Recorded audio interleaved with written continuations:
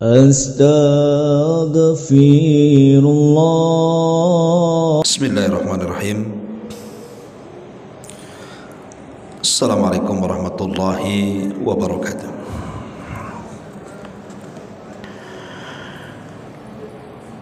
Alhamdulillah, wassalatu wassalamu ala rasulillah wa ala alihi wa sahbihi wa mawalah wa la hawla wa la quwata illa billahi wa ba'du. Alhamdulillah, segala puja dan puji hanya milik Allah subhanahu wa ta'ala. Salawat dan juga salam kita hadiahkan kepada Rasul kita Nabi besar Muhammad sallallahu alaihi wa ala alihi wasallam. Kita lanjutkan kajian kita, masih membahas kitab Minhajul Muslim, dan kita masuk pada bab yang ke-9 tentang akhlak jujur dan juga benar.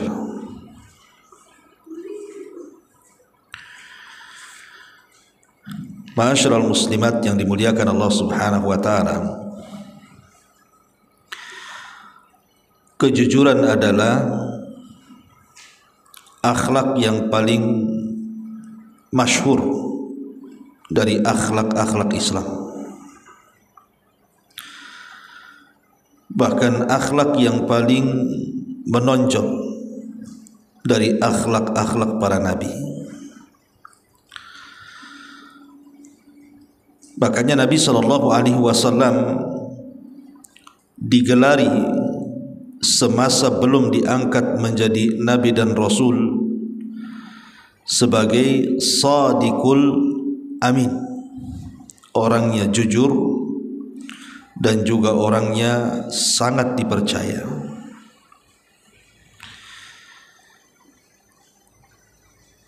Artinya bahwa akhlak ini sudah ditanam oleh Allah subhanahu wa ta'ala kepada calon seorang nabi,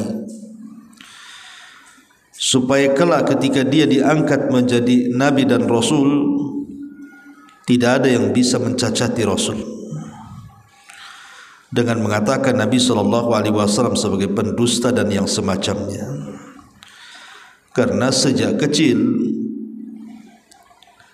Nabi SAW sudah digelari sebagai As-Sadiqul Amin, orangnya jujur dan juga bisa dipercaya.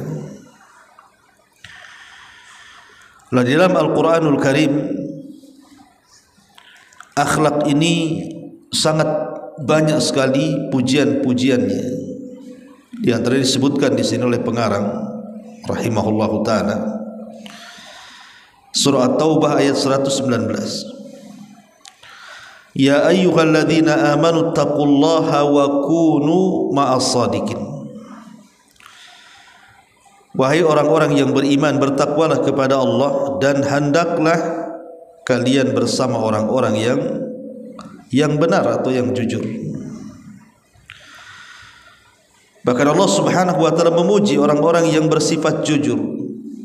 Rijalun sadaqu ma'ahadullaha alaihi, orang-orang yang membuktikan janji-janji mereka kepada Allah subhanahu wa ta'ala.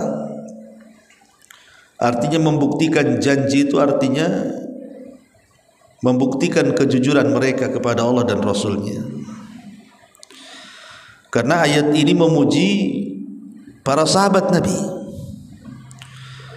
bagaimana mereka para sahabat Nabi SAW betul-betul mereka membuktikan kejujuran mereka akan janji mereka kepada Allah subhanahu wa ta'ala. Satu contoh umpamanya, bagaimana Abu Bakar Siddiq radhiyallahu an tampil beda dari yang ada saat peristiwa yang sangat spektakuler Isra dan Mi'raj itu. Ketika Nabi SAW melakukan perjalanan dalam waktu yang sangat singkat dari Masjidil Haram ke Masjidil Aqsa, dari Masjidil Aqsa sampai ke Sidratil Muntaha, kemudian balik lagi ke Masjidil Aqsa dan pulang ke kota Mekah. Nabi SAW ketika itu bingung bagaimana cara menceritakannya, karena secara otomatis orang-orang kafir akan mencari celah. Ketika mereka tidak bisa mencari celah kedustaan Nabi SAW, boleh jadi mereka mencari celah dari peristiwa ini, karena peristiwa ini tidak masuk di akal. Jangan-jangan Muhammad itu berdusta, kan begitu. Akhirnya kemudian setelah mereka orang-orang kafir Quraisy mendengar cerita Nabi, mereka istihza, melakukan mengolok-olok kepada Nabi SAW dan menganggap Rasul itu pendusta, karena mustahil melakukan perjalanan sesingkat itu. Makanya sebagian mereka datang kepada Abu Bakar, ingin memberitahu kononnya bahwa Abu Bakar kalau diberitakan tentang kisah Nabi SAW soal peristiwa Isra Mi'raj, pasti dia akan terpengaruh. Tetapi setelah dihabarkan kepada Abu Bakar, justru Abu Bakar menambah keimanannya dan mengatakan, jika sudah terucap dari beliau, maksudnya Nabi SAW, la sadaqah, sungguh dia telah benar. Justru Abu Bakar malah membenarkan peristiwa Isra Mi'raj. Makanya Allah Subhanahu wa taala memuji Abu Bakar Siddiq radhiyallahu anhu dengan menurunkan surah Az-Zumar ayat 3-3-nya, walladzi jaa bis-sidqi wa saddaqa bi ulaika humul muttaqun. Dan orang yang membawa kebenaran, maksudnya Nabi SAW, dan membenarkannya, mereka itulah orang-orang yang bertakwa. Artinya walladzi jaa bis-sidqi, dan orang-orang yang membawa kebenaran, maksudnya Nabi SAW bercerita soal Isra Mi'raj, wa saddaqa bih, dan Abu Bakar membenarkannya. Ulaika humul muttaqun, mereka lah orang-orang yang bertakwa. Lihat bagaimana Abu Bakar Siddiq radhiyallahu anhu menampakkan kejujurannya, membuktikan janji-janjinya kepada Allah Subhanahu wa taala. Dan akhlak ini juga disebutkan bahwa seluruh kebaikan itu sumbernya daripada kejujuran. Jadi sumber setiap kebaikan itu adalah kejujuran, sebagaimana sumber setiap keburukan itu adalah dusta. Dari sini Nabi SAW mengatakan, alaikum bis-sidqi fa inna as-sidqa yahdi ilal birr wa innal birra yahdi ilal jannah wa ma yazalu ar-rajulu yasduq wa yataharra as-sidqa hatta yuktaba indallahi siddiqa wa iyyakum wal kadhiba fa innal kadhiba yahdi ilal fujur wal fujura yahdi ila an-nar wa ma yazalu ar-rajulu yakdhibu wa yatakharra al-kadhiba hatta yuktaba indallahi kadzdzaba. Apa kata Rasul? Alaikum bis-sidqi, hendaklah kalian berlaku jujur, karena sesungguhnya kejujuran itu menunjukkan kepada kebaikan. Artinya sumber dari setiap kebaikan itu diawali dengan jujur. Dan sesungguhnya kebaikan itu akan mengarah ke surga. Maka selama seseorang itu terus berlaku jujur, berusaha jujur, sampai dicatat di sisi Allah sebagai orang yang jujur. Tapi hendaklah seseorang itu menghindari dusta, karena sesungguhnya dusta itu menunjukkan kepada perbuatan dosa. Artinya bahwa setiap perbuatan dosa dan keburukan itu pangkalnya adalah dusta. Dan perbuatan dosa atau keburukan itu menunjukkan ke arah neraka. Dan selama seseorang terus-menerus berdusta dan berusaha berdusta, hingga dicatat di sisi Allah Subhanahu wa taala sebagai para pendusta. Lihat bagaimana Nabi sallallahu alaihi wasallam memberikan keterangan kepada kita bahwa kunci setiap kebaikan itu adalah kejujuran dan kunci setiap keburukan itu diawali dengan dusta. Na'udzubillah. Karena begini Bu, sebesar-besarnya dosa zina, sebesar-besarnya dosa mencuri, masih lebih besar dosa dusta. Berzina itu sudah dosa besar, mencuri itu sudah dosa besar, tapi dusta jauh lebih besar dibandingkan berzina dan mencuri. Dan dusta itu lawan daripada jujur. Makanya Nabi SAW ketika ditanya, apakah seorang mukmin itu mungkin mencuri? Kata Rasul, mungkin. Apa seorang muslim itu mungkin berzina? Kata Rasul, mungkin. Apakah seorang muslim itu berdusta? Kata Rasul, tidak mungkin. Seorang muslim tidak mungkin berdusta. Karena Rasulullah SAW mengatakan, al-muslimuna man salimal muslimuna min lisanihi wa yadihi. Seorang muslim itu orang yang lainnya selamat karena lisannya, dia tidak berdusta, dan juga selamat dari perbuatannya, dia tidak berbuat jahat. Makanya kejujuran ini penting, dan dusta itu sangat membahayakan. Disebutkan oleh pengarang di sini tentang manfaat. Apa sih manfaat orang itu jujur? Yang pertama kata beliau di sini, leganya hati, tenangnya jiwa, tentramnya sanubari. Nabi SAW mengatakan, as-sidqu tuma'ninatun. Jujur itu ketenangan. Orang kalau jujur Bu tidak akan cemas. Tapi kalau orang dusta itu sukanya cemas dia. Cemas kalau seandainya ketahuan dustanya. Tidak akan tenang hidupnya orang yang suka berdusta itu. Bahkan orang yang suka berdusta itu kalau sudah ma'ruf, kemudian dia mendatangkan berita yang benar sekalipun, tetap orang menganggap dia pendusta. Itu sebagai hukumannya. Ya kan Bu, kalau ada orang yang dikenal, orang itu suka berdusta, sekali dia bawa berita benar, tetap orang-orang menganggap dia berdusta. Itu hukumannya. Ini yang pertama. Yang kedua, mendapatkan keberkahan di dalam usaha dan tambahan kebaikan. Kata Nabi SAW, al-bayyi'ani bil khiyar ma lam yatafarraqa, fa in sadaqa wa bayyana burika lahuma fi bayyihima, wa in katama wa kadzaba muhiqat barakatu bayyihima. Dua orang yang berjual beli berhak melakukan khiyar, maksudnya pilihan, selagi belum berpisah. Boleh melanjutkan, boleh tidak, selama belum berpisah. Jika keduanya jujur serta saling terus terang, maka keduanya akan diberkahi di dalam jual belinya. Tapi jika keduanya menyembunyikan cacat atau berdusta, maka akan dihapus berkah jual belinya.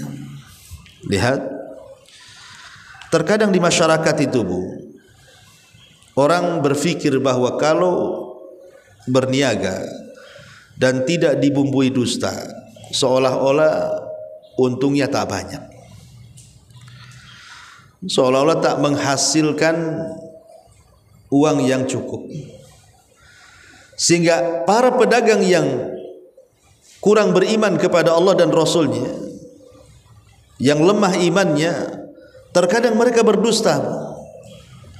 Ya contohnya ini, seperti menyembunyikan cacat, pakaian yang hendak dijualnya, celana yang hendak dijualnya, kendaraan yang hendak dijualnya, rumah yang hendak dijualnya, atau dengan cara curang dalam timbangan, menukar-nukar atau mengurang-urang takaran, menukar-nukar barang yang asli dengan yang palsu, dan begitu seterusnya. Itu sering terjadi. Lah dia tidak tahu bahwa hasil yang mereka dapati dari kecurangan itu, dari ketidakjujuran itu sama sekali tidak berkah. Sama sekali tidak ada kebaikannya. Kalau dimakan menjadi uang haram. Dan itu penghalang setiap doa yang kita panjatkan. Ini yang kedua, bahwa orang kalau tidak jujur maka berkahnya akan hilang. Sementara kita ini loh hidup ingin mencari berkah. Sedikit tapi berkah jauh lebih baik dibandingkan banyak tak berkah. Kemudian yang ketiga, kebahagiaan setingkat para syuhada. Bayangkan orang yang jujur itu dilevelkan kedudukannya dengan para syuhada. Kata Nabi SAW, man sa'alallaha syahadata bisidqin ballaghahu Allahu manazil asy-syuhada wa in mata ala firashi. Barang siapa yang memohon mati syahid kepada Allah dengan kejujurannya, maka Allah akan menyampaikannya pada kedudukan orang-orang yang mati syahid meskipun dia mati di atas ranjangnya. Makanya ada hadis Nabi mengatakan, malam yaghzu, barang siapa yang tidak pernah berperang ataupun tidak ada niat dalam hatinya untuk berperang, maka Rasul mengatakan mata ala syu'batin nifaq, maka dia mati di atas cabang dari cabang-cabang kemunafikan. Tapi sebaliknya, orang yang berperang di jalan Allah atau minimalnya niat dalam hatinya ingin berperang dengan kejujurannya, sekalipun dia tidak mati di medan pertempuran, maka pahalanya sama dengan pahala orang yang mati di atas pertempuran. Seperti siapa? Khalid ibn Walid. Entah ratusan tusukan pedang, entah ribuan tusukan panah dan tombak di badannya Khalid itu, karena dia dicintakan dengan jihad. Tapi Allah Subhanahu wa taala tidak takdirkan Khalid bin Walid kan mati dalam peperangan, Bu. Harusnya orang seperti Khalid bin Walid ini mati dalam peperangan, karena dia adalah pemimpin perang, dan entah berantah berapa kali dia mengikuti peperangan sejak zaman Rasul sampai setelah meninggalnya Rasul, dan dia ingin mati syahid. Tapi Allah tidak kabulkan. Justru Khalid bin Walid meninggal di atas pembaringan, sakit. Makanya Nabi SAW mengatakan, man sa'alallaha syahadata bisidqin ballaghahu Allahu manazila syuhada wa in kana mata ala firashi.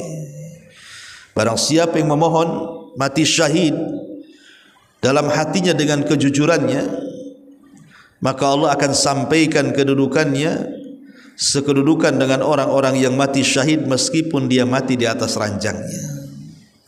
Ini yang ketiga. Yang keempat, selamat dari bencana yang tidak disukai. Diceritakan bahwa seorang yang melarikan diri datang kepada seseorang yang saleh.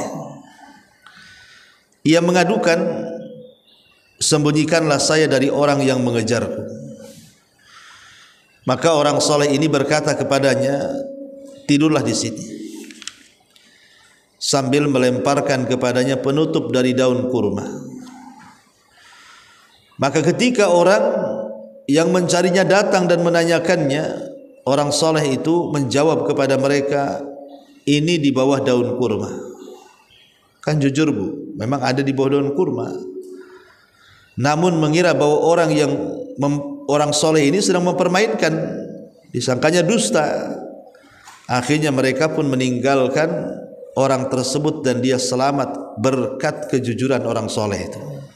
Lihat, jelas-jelas orang soleh ini jujur di mana tempat persembunyiannya, tapi karena kemudian dianggap orang soleh ini main-main, akhirnya orang itu meninggalkan dan tidak jadi dibunuh, kan? Dari sini ada faedah bahwa kejujuran itu bisa menyelamatkan. Bahkan disebutkan dalam hadis yang masyhur kan Bu, yang kalau kita cerita tentang tawassul dengan amal soleh itu, tentang kisah 3 orang yang terjerembab dalam sebuah gua kan Bu. Jadi ada 3 orang ini sedang safar, akhirnya tersesat di padang pasir. Ketika sudah mau larut malam, mereka pun mencari tempat perlindungan. Ada gua lah di situ. Masuk dia ke gua. Ketika mereka bertiga sudah di gua, apa yang terjadi? Allah buat pintu gua tertutup dengan batu. Mereka tidak bisa keluar dari situ. Salah seorang di antara mereka mengatakan, "Wallahi ya haula la yunjikum illa sidq. Faliyad'u kulla rajulin minkum bima ya'lam annahu qad sadaqa fi." Maka salah seorang yang berakal di antara 3 orang itu mengatakan, "Demi Allah, kalian semua tidak akan selamat kecuali dengan kejujuran. Kalian tidak akan selamat kecuali dengan kejujuran. Maka berdoalah setiap salah seorang di antara kalian dengan doa yang diketahui yang ia jujur padanya." Bayangkan, akhirnya kemudian 3 orang ini bertawasul dengan kejujuran amalan mereka. Yang satu dengan birrul walidain, yang satu dengan sedekah, dan yang satunya dengan menjaga kehormatan. Akhirnya kemudian pintu gua itu terbuka. Kata para ulama, lihat bagaimana jujur itu tafrijul kurubat, bisa menghilangkan kesulitan. Karena 3 orang yang dalam gua ini, mereka bertawasul kepada Allah Azza wa Jalla dengan amal soleh yang paling mereka miliki dari keikhlasan, dari kejujuran. Jadi 3 orang ini berfikir amalan apa gitu yang kira-kira ketika dia beramal itu paling jujur amalannya, ikhlas karena Allah Subhanahu wa taala. Maka ketika mereka bertawasul dengan amal soleh itu, tiba-tiba kemudian terbukalah pintu itu. Lihat bagaimana keutamaan orang yang jujur itu juga bisa tafrijul kurubat, bisa menghilangkan kesulitan. Bahkan juga kejujuran adalah taufik untuk melakukan setiap kebaikan. Jadi orang yang jujur itu akan diberikan taufik, diberikan kebaikan dunia dan akhirat. Seperti kisah Ka'ab bin Malik kan Bu. Jadi ketika Nabi SAW perang kalau tidak salah perang Tabuk, itu kan perang terakhir ya, yang Nabi memimpin pasukan melawan orang-orang Nasrani Romawi. Jadi karena Tabuk itu jauh dari kota Madinah, banyak orang yang tak mau ikut perang Bu, terutama orang-orang munafik. Maka mereka mencari-cari alasan supaya mereka tidak ikut perang. Mereka berdusta di hadapan Nabi. Kecuali 3 orang. Salah satunya Ka'ab bin Malik radhiyallahu anhu, dan juga saya lupa namanya. 3 orang lah, salah satunya Ka'ab bin Malik pokoknya. 3 orang ini jujur dan memberikan alasan kenapa dia tidak ikut perang Badar, perang Tabuk. Makanya Nabi SAW bertanya kepada Ka'ab bin Malik ini, dan Ka'ab bin Malik menjawab dengan kejujurannya. Makanya Rasul mengatakan, "Amma hadza faqad shadaqa." Adapun orang ini, maksudnya Ka'ab bin Malik, sungguh telah jujur. Sungguh telah jujur. Laqad taballahu 'alan nabi wal muhajirin wal ansar alladzina tabauhu fi sa'atil usrah min ba'di ma kada yazigul qulubu fariqum minhum thumma taba 'alaihim innahu bihim raufur rahim. Kemudian sejak itulah turun ayat surah At-Taubah ayat 119. Dan sungguh Allah sudah menerima taubatnya Nabi dan Muhajirin dan orang-orang Ansar yang mereka mengikuti pada perang yang sangat sulit, ya, yang sangat sulit sekali, yaitu perang Tabuk, yang memang sulit, ya, lawannya keras gitu ya. Tetapi ketika kejujuran Ka'ab bin Malik, akhirnya Allah pun mengampuni dosanya. Kemudian juga kejujuran itu adalah husnul aqibati li ahli fid dunya wal akhirah. dia akan mendapatkan akhir kebaikan, baik di dunia ataupun di akhirat. Baik di dunia ataupun di akhirat. Di dunia, contoh kisahnya siapa? Kisahnya Nu'man ibn Thabit. Thabit ibn Ibrahim, ayahanda daripada Abu Hanifah. Jadi ketika dia bekerja di salah satu ladang dari ladang-ladang pohon, buah delima. Jadi dia bekerja di salah satu ladang buah delima. Jadi majikannya kemudian datang meminta untuk diambilkan buah delima, dia ambilkan, tapi tidak mendapatkan yang manis rasanya, malah yang asam gitu ya. Kemudian memerintahkan lagi untuk mengambil lagi buahnya, dapat yang asam lagi, tidak ada yang manis, sampai berkali-kali, sehingga marahlah majikannya dan mengatakan, kau sudah bekerja lama di sini, kenapa kau tidak bisa membedakan mana delima manis mana delima masam? Ya. Maka dengan jujurnya ayahanda Abu Hanifah mengatakan, demi Allah wahai Tuan, selama saya bekerja di sini, jangan lagi yang ada di pohon delima itu, yang jatuh pun saya tidak pernah makan. Yang jatuh pun tak saya ambil, apalagi yang ada di pohonnya. Sehingga aku tidak pernah merasakan delimamu ini manis ke asam, saya tak tahu. Apalagi sampai membeda-bedakan yang ini manis, yang ini asam, saya tidak paham. Maka ketika majikannya ini melihat kejujurannya, Thabit ibn Ibrahim, akhirnya kemudian dia pun meminang untuk putrinya. Dari pernikahannya lahirlah Abu Hanifah. Itulah berkah kejujuran gitu ya, melahirkan keluarga yang baik. Termasuk juga hal yang sama terjadi kepada Abdullah ibn Mubarak, ayahandanya. Karena kejujurannya akhirnya menikah dengan wanita yang salehah, lahirlah Abdullah ibn Mubarak. Dan begitu seterusnya. Itu manfaat jujur di dunia itu akan mendapatkan keberkahan di dunia dan juga di akhirat. Kalau di akhirat sudah jelas Allah akan memanggil orang-orang yang jujur di hadapan khalaik, di hadapan makhluknya yang ada di padang mahsyar itu, supaya orang-orang yang jujur itu berdiri dan disaksikan semua orang. Ma'asyiral muslimat yang dimuliakan Allah Azza wa Jalla, termasuk orang yang jujur itu akan dipercaya manusia, Bu. Dan orang yang tidak jujur tidak akan dipercaya orang.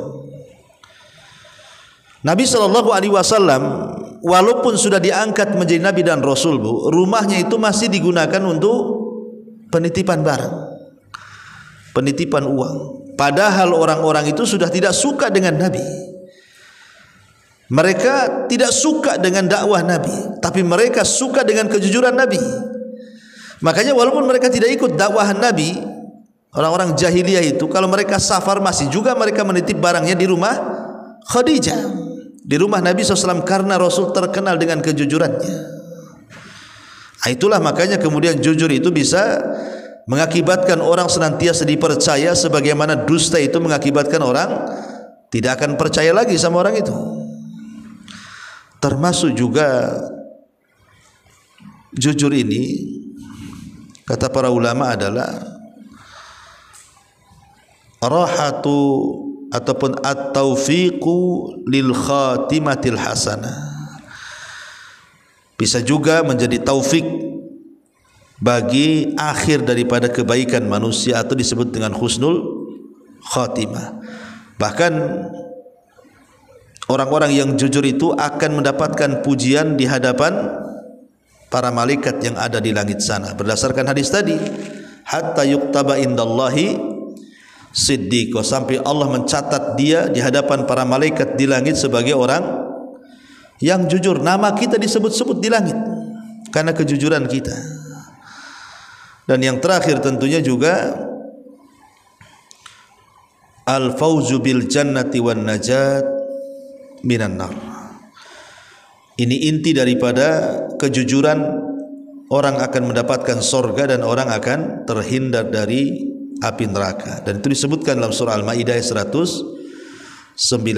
Hada yaumun la yanfa'us sadiqina sidquhum lahum jannatun tajri min tahtiha al-anhar khalidina fiha abada radhiyallahu anhum wa radu'an dzalikal fawzul azim. Inilah hari di mana orang-orang yang jujur sangat bermanfaat dengan kejujurannya, dan bagi mereka sorga mengalir di bawahnya sungai-sungai yang kekal di dalamnya. Allah redha kepada mereka dan mereka pun redha kepada Allah Subhanahu wa taala. Kemudian mu'alif rahimahullah tadi sini menyebutkan tentang tanda-tanda kejujuran. Apa saja? Yang pertama, bicara dengan benar. Seorang muslim apabila berbicara tidak akan membicarakan selain kebenaran dan selain kejujuran. Nabi SAW mengatakan, ayatul munafiki thalathun, idza haddatsa kadzab, wa idza wa'ada akhlaf, wa idza tumina khan. Tanda-tanda orang munafik tiga: bila bicara berdusta, bila berjanji ingkar, bila dipercaya khianat pula. Itulah tanda jujur itu, kalau ucapan dengan perbuatan sama, ucapan dengan hati sama. Yang kedua, jujur di dalam bekerja. Seorang muslim bila bekerja bersama orang, maka ia akan jujur di dalam kerjanya, tidak menipu, memperdaya, berdusta, membujuk di dalam berbagai keadaan apapun untuk melakukan kedustaan. Intinya dia jujur, tidak memotong jam pekerjaan, ya kan? Pamannya jamnya jam 7, ya jam 7 dia kerja, bukan jam 7 dijanjikan jam setengah 8 pula dia kerja. Sementara ketika dia meminta gaji, dia pula tidak mau dikurangi, padahal dia ketika bekerja selalu mengurangi waktu. Tapi kalau gajian tidak mau dikurangi, ini kan orang seperti ini nggak tahu diri. Maka jujurlah dalam bekerja, karena jujur dalam bekerja ini pasti akan suka, Bu. Pamannya ibu buka warung, kemudian ibu ambil kasir ataupun pekerja lainnya. Kalau ibu tahu kasirnya jujur, tidak pernah nilep duit, kemudian pekerjanya juga jujur, tidak pernah menghilangkan jam bekerja dan begitu seterusnya, amanah, tidak tidur, tidak apa, siapa yang tidak ingin mempertahankan karyawan seperti itu kan, Bu? Karena memang itulah sikap seorang muslim, harus jujur dalam bekerja. Kemudian yang ketiga, jujur dalam tekad. Maksudnya seorang muslim apabila telah berniat melakukan sesuatu perbuatan yang harus dilaksanakan, dia tidak akan ragu, bahkan akan langsung mengeksekusi perbuatannya. Kemudian yang nomor 4, jujur dalam berjanji. Seorang muslim jika berjanji kepada seorang, maka ia akan memenuhi janjinya. Makanya dahulu di zaman Bani Israel ada orang ngutang duit. Setelah waktu pembayaran berjanji di sebuah tempat. Akhirnya ketika orang yang meminjam uang itu hendak mengembalikan uangnya, ketika hendak mencari orang yang dipinjaminya, rupanya Allah takdirkan terhalang dengan sungai.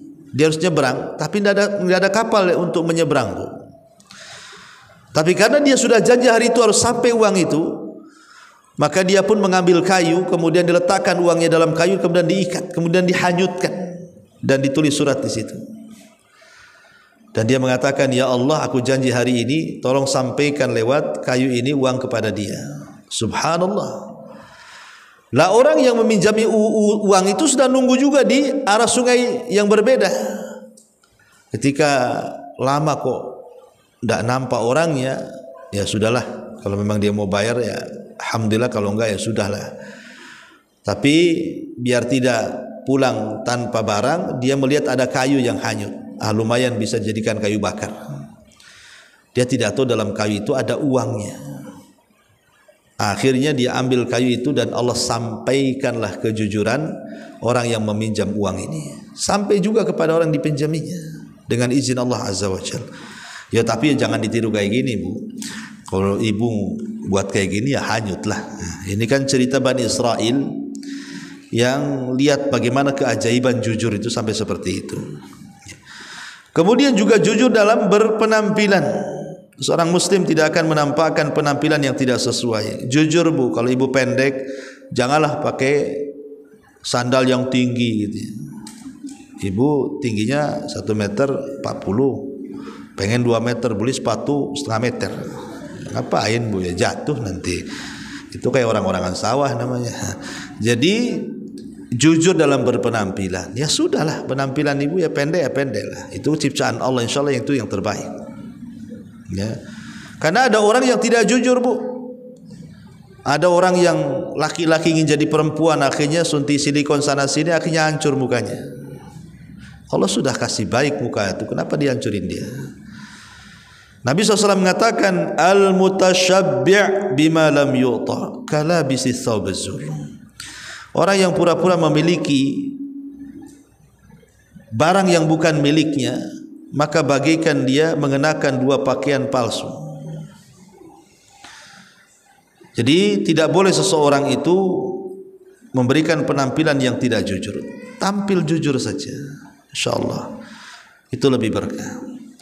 Kemudian dicontohkan di sini oleh pengarang tentang contoh-contoh kejujuran. Pertama, Imam Tirmidzi meriwayatkan dari Abdullah ibn Al-Hammad, Abdullah ibn Al-Hamsa, dia berkata, saya pernah membeli sesuatu dari Nabi sallallahu alaihi wasallam sebelum beliau diutus sebagai nabi, dan masih ada sesuatu pembayaran yang tertinggal baginya. Saya berjanji akan membawanya kepada beliau di tempatnya. Kemudian saya lupa dan baru ingat setelah 3 hari. Kemudian saya datang dan ternyata beliau masih ada di tempatnya. Kemudian beliau bersabda, ya fata, laqad syaqqaqta alayya ana haghuna mundu thalathati antadiruka. Hei pemuda, sungguh kamu telah menyusahkan aku. Aku tetap berada di tempat ini semenjak 3 hari menunggumu loh. Niat Rasul SAW sampai menunggu 3 hari karena memang janjinya ketemu di situ. Kalau kita mana ada kayak gitu, nggak nampak 1 jam aja pergi, apalagi suruh nunggu 3 hari pula kan. Dan ini menunjukkan bagaimana kejujuran Rasul sebelum diangkat jadi nabi kan. Kemudian contoh yang kedua, Al-Hajjaj bin Yusuf, gubernur Irak yang terkenal sangat kejam itu, berkhutbah di 1 hari. Karena khutbahnya sangat panjang sekali, ya sangat melelahkan. Ada salah seorang dari pendengar itu berkata, "Salat." Khutbah terus salat katanya. Karena waktu tidak menunggumu dan Allah tidak memberi uzur. Maka Al-Hajjaj kemudian memerintahkan agar orang itu ditangkap dan dipenjarakan. Kemudian kaumnya mendatanginya dan berdalih bahwa orang itu gila. Apa kata Al-Hajjaj? Jika dia mengaku gila, ia akan aku lepas dari tahanannya. Namun orang itu berkata, tidak pantas bagiku mengingkari nikmat Allah yang telah diberikan kepadaku dan menetapkan pada diriku sifat gila yang mana Allah mensucikanku darinya. Ketika Hajjaj mengetahui kejujurannya, maka Hajjaj pun melepaskannya. Lihat, orang ini tidak mau dipaksa ngaku gila supaya lepas dari penjara. Kan orang sekarang kan gitu Bu kan. Kalau ada orang nyerang ustadz lagi ngaji kemudian ditangkap, biar nggak dipenjara kan bilang aja orang gila. Nanti dia nggak dipenjara kan Bu. Itu kurang lebih kayak gitu kisahnya nih. Jadi orang itu kalau kau ingin lepas karena kau sudah mengomentari Hajjaj bin Yusuf dengan komentar yang buruk, akhirnya dipenjara. Kau ingin lepas di penjara, pura-pura gila lah kamu. Oh, udah mau. Dia bilang nggak mau saya. Tidak pantas bagiku mengingkari nikmat Allah. Aku ini orang sehat. Kenapa pula aku gila katanya? Tidak mau. Tapi justru kata-katanya itu akhirnya masuk ke sanubari Hajjaj dan mengatakan, ya sudahlah kalau gitu lepaskan orang itu orang jujur katanya. Kan luar biasa. Ya. Kemudian yang ketiga, Imam Bukhari meriwayatkan bahwa dia keluar mencari hadis dari seseorang.